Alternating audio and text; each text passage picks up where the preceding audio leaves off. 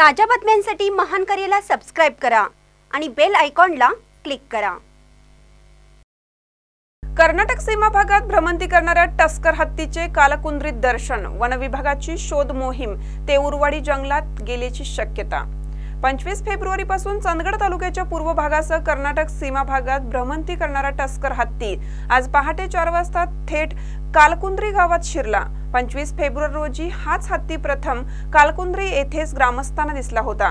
त्यानंतर 15 दिवसांनी आज सकाळी 4 वाजता छत्रपती शिवाजी महाराज चौक खंडोबा गल्ली पाण्याच्या टाकी जवळून जाताना हत्तीने सुखदेव धनाप्पा उप्पारी यांच्या नवीन मोटरसायकलच्या सीटमध्ये सुळा खुपसून गाडी 6 ते 7 फुटावर फेकून दिली।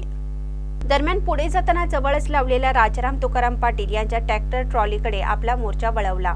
सोंडेने उलटून टाकणार असे वाटत होते, पण पुन्हा ट्रॅक्टरला जीवनदान देत हत्ती सरस्वती विद्यालय काशिरलिंग मंदिर मागे 4:30 वाजता ताम्रपर्णी नदीकडे गेला। यावेळी ग्रामस्थांनी वन विभागाला याबाबत माहिती दिली, तथापि सकाळी नदीकडे गेलेला हत्ती नदीतून बाहेर पडलेला कुणालाच दिसला नाही।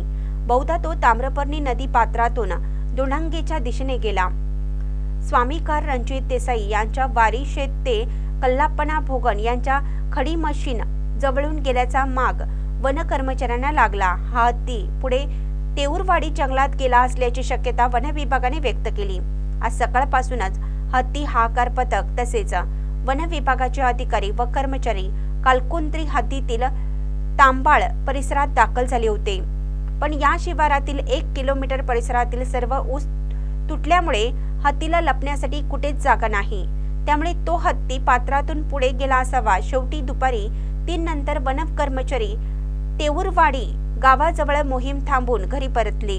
वनक्षेत्रपाल प्रशांत आवडे यांच्या मार्गदर्शनाखाली वनपाल जॉन्सन डिसोजा, वनरक्षक देवीश आदी वनपाल गार्ड उपस्थित होते।